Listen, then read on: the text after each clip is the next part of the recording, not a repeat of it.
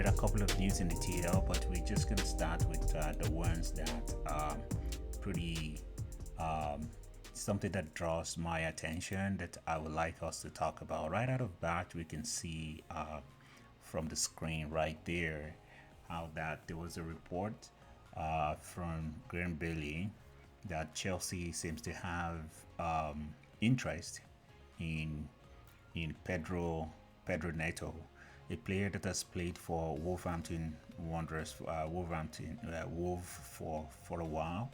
I just want to say here that this kind of like sound a little weird, and weird in the sense that why is Chelsea looking at a player like this? You cannot take anything away from the skills and the dexterity, the EPL experience that Neto has, but is anybody looking at the injury record? If we look at the injury record of Neto, it's not so impressive at all. Give it to this player that he is a very good player. He is a good player, good EPL experience. He's also had the age that it's quite prime when you want to sign a footballer. He's had a lot of football mileage. So those are very good things to look at with Pedro Neto. But my concern with him is mostly with the injury. If you look at the screen right now, those are the injury history of Pedro Neto. Just last season alone, he missed about 19 games. That is half the entire EPL season. That is from where Chelsea is coming from.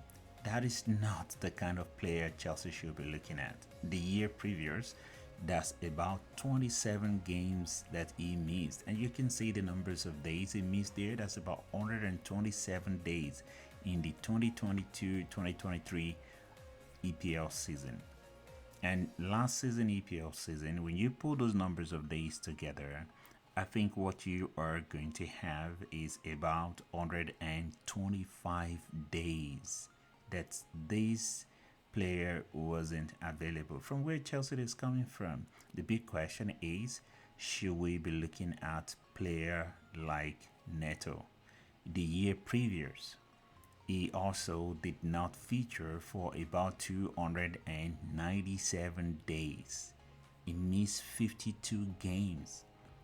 That is the season of 2020-2021.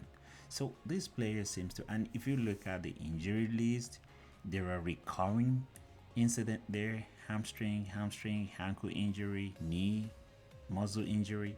So this is not a good sign. I think Chelsea needs to walk away from this. They should not be looking at a player like this. Another thing making the round is the fact that Chelsea is one of the multiple club that is looking at a winger called Francisco Conceição. This was in the news yesterday, and this player as well. If you were paying attention to the Portuguese, the way their team are being managed at Euro 2024, we will see a situation where this player is being brought on at the later stage of the game. He plays on either side of the field, but he's more of a right winger than a left winger. I don't think this is what Chelsea should be looking at this time. Why is Chelsea even considering this player at all? Another thing we have in the news today that I will want us to touch on in this short video, I hope to make it short, is the news that just hit the wave just not quite some moment ago about Joshua Zirkzee. Joshua Zirkzee is now signed for Manchester United, and Fabrizio Romano is reporting that this is here we go. Man U slightly pay more than 40 million euro to be able to secure its services, and then they were able to structure the payment over 3 years. And this is a strategy that we have seen Chelsea adopted so many times. Sometimes club goes in to sign a player, and then you are signing that player for more than the release clause. It's always an attraction for the selling club to accept because you're making a few more quids. So, and then when it's done that way, it takes care of what that money could be earning for you over the period of time. So it's always a good deal for clubs to allow for different structure of payment instead of triggering the release clause. This is a good deal. This is a good deal for Chelsea. I mean for Manchester United. This is the kind of player that I would love Chelsea to sign, but no doubt this is going to improve Manchester United attack.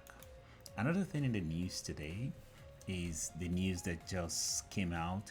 It's been around like a rumor for a while, but now it's now coming out as the real deal. This is now uh, looking at a Chelsea that is trying to keep the entire Chelsea structure as a unit.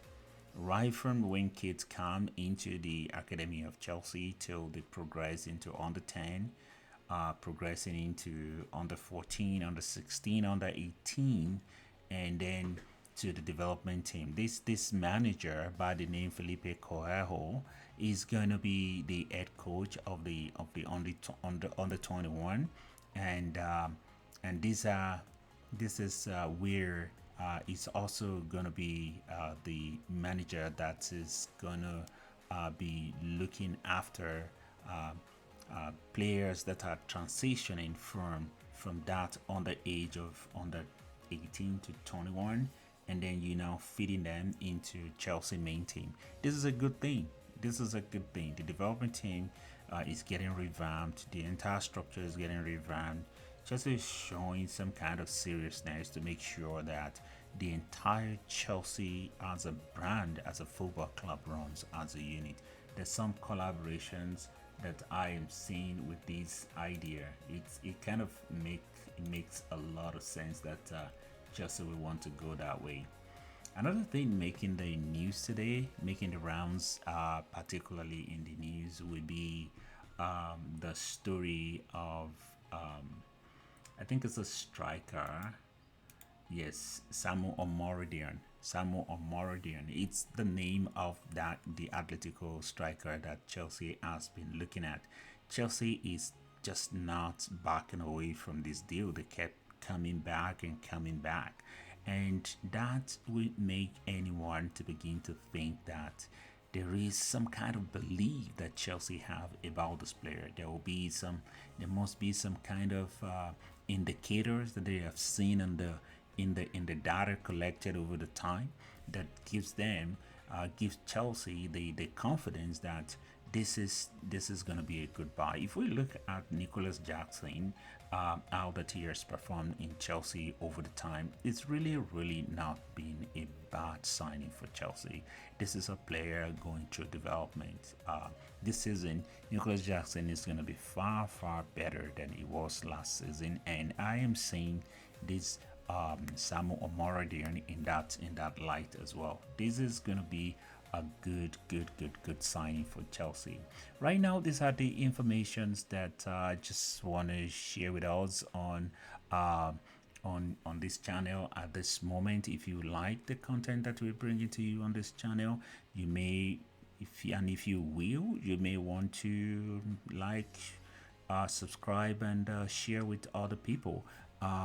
For some reason, we are not able to have the comment sections open for now, but very soon we're going to have that resolved, and then people can make comment, and I would like to see your comment. What do you think about Samu Omorodion? Do you think it's going to be a great signing for Chelsea? What do you think about Pedro Neto? Do you have a different opinion from issues that I highlighted, which borders on his injury record?